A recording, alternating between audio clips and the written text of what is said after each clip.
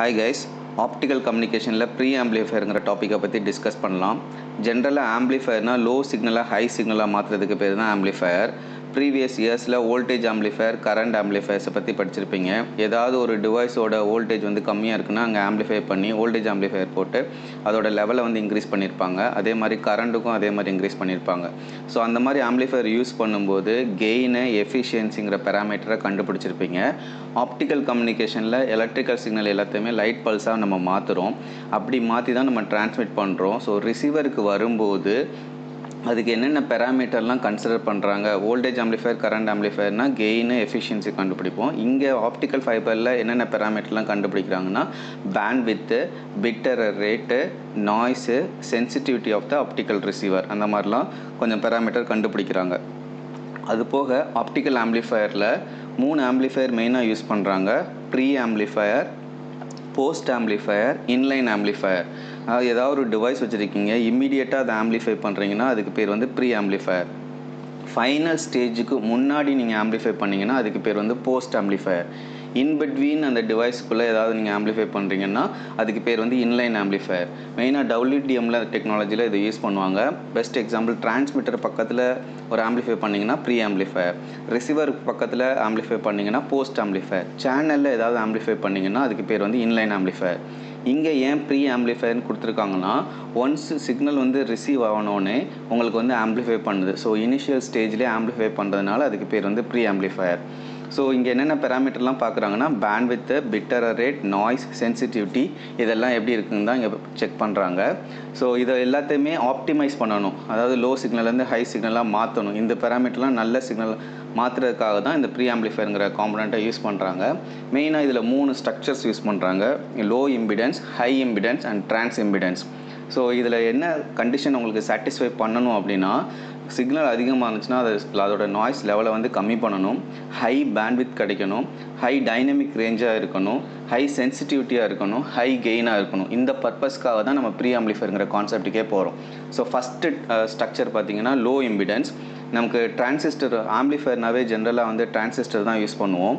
அதில் பார்த்தீங்கன்னா fixed bias, collector to base bias, voltage divider bias, இதெல்லாம் வந்து எலக்ட்ரானிக் சர்க்யூட்ஸில் படிச்சிருப்பீங்க. அதில் பெஸ்ட்டு பார்த்தீங்கன்னா வோல்டேஜ் டிவைடர் பயாஸ் தான் வந்து பெஸ்ட்டுன்னு வரும். அதில் 3 கான்ஃபிகரேஷன் வரும். Common emitter, common base, common collector, அந்த மாதிரி.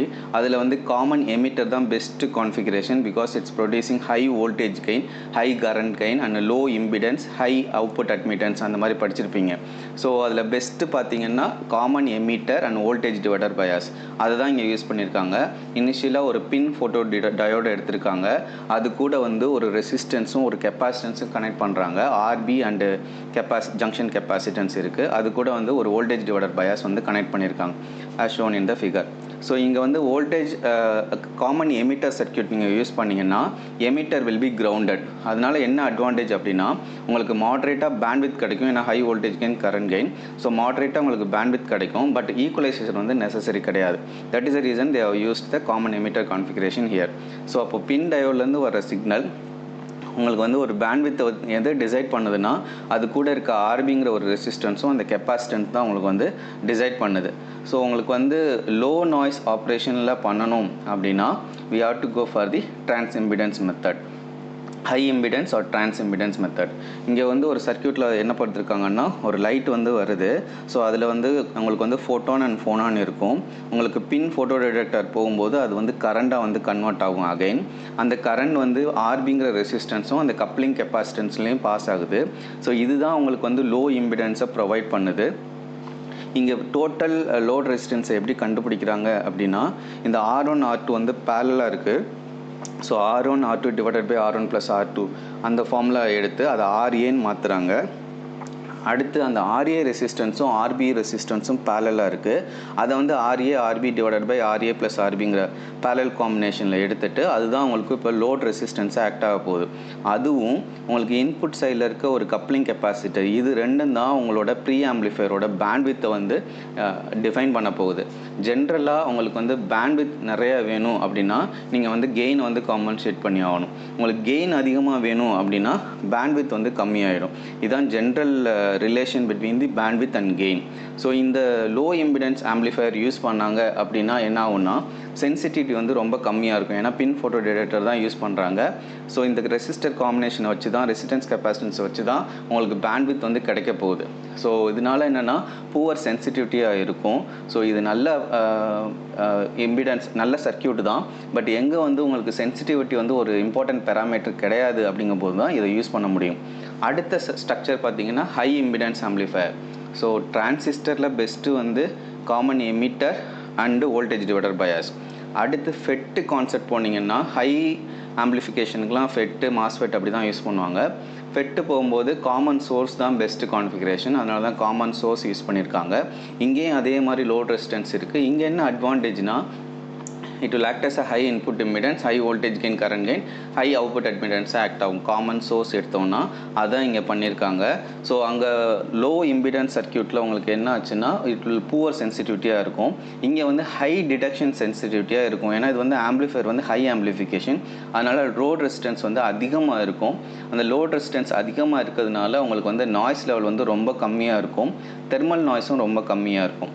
இங்கே வந்து தெர்மல் நாய்ஸ் வந்து ரொம்ப கம்மியாக போகுது. அடுத்து அந்த ஆர்எல் ரெசிஸ்டன்ஸ் தான் உங்களோட பேண்ட்வித்தை டிசைட் பண்ண போகுது. ஸோ ஆர்எல்லை நீங்கள் ப்ராப்பராக சூஸ் பண்ணிங்கன்னா உங்களுக்கு ஹை பேண்ட்வித் தான் கிடைக்கும். ஸோ மினிமம் ஏன்னா ஹை இம்பிடன்ஸ்னு சொல்லியாச்சு. ஸோ ஹை ஃப்ரீக்வன்சியை மட்டும்தான் அலோவ் பண்ண போகுது. எதெல்லாம் 3 dB பேண்ட்வித்துக்கு அதிகமாக இருக்குதோ அந்த ஃப்ரீக்வன்சியை மட்டும்தான் அலோவ் பண்ணும், லோ ஃப்ரீக்வன்சியை அலோவ் பண்ணாது. இங்கே ஒரு ஜென்ரலாக ஒரு ஆம்பிளிஃபையர், ப்ரீ ஆம்பிளிஃபையருங்கிற ஒரு கான்செப்ட் போனீங்கன்னா ஃபஸ்ட்டு வந்து டிடெக்டர் இருக்கும், அதுக்கப்புறமா வந்து ஆம்பிளிஃபையர் ஸ்டேஜ் இருக்கும், அதுக்கப்புறம் பார்த்தீங்கன்னா ஈக்குவலைசர்னு ஒன்று யூஸ் பண்ணியிருப்பாங்க. இந்த ஈக்குவலைசர் எதுக்காக யூஸ் பண்ணுறாங்க அப்படின்னா அட்ஜஸ்ட்மெண்ட் பண்ணுறதுக்கு. இப்போ நீங்கள் ஹை ஃப்ரீக்வன்சியில் தான் ஆப்ரேட் பண்ணுதுன்னா லோ ஃப்ரீக்வன்சி எல்லாத்தையுமே எலிமினேட் பண்ணலாம், ஒன்லி ஹை ஃப்ரீக்வன்சியை மட்டும்தான் அலோவ் பண்ண போகுது. ஸோ நாய்ஸ் கேரக்டரிஸ்டிக்ஸை இம்ப்ரூவ் பண்ணுறதுக்காக தான் இந்த ஈக்குவலைசருங்கிற கான்செப்ட் யூஸ் பண்ணுறாங்க.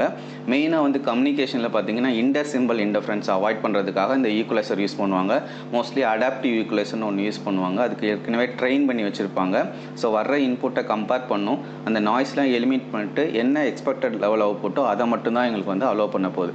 ஸோ ஹை இம்பிடன்ஸ் சர்க்யூட் நீங்கள் யூஸ் பண்ணிங்கன்னா டைனமிக் ரேஞ்சில் யூஸ் பண்ணிக்கலாம். லோட் ரெசிஸ்டன்ஸ் இருக்கிறதுனால ஹை பேண்ட்வித்தில் உங்களுக்கு கிடைக்க போகுது.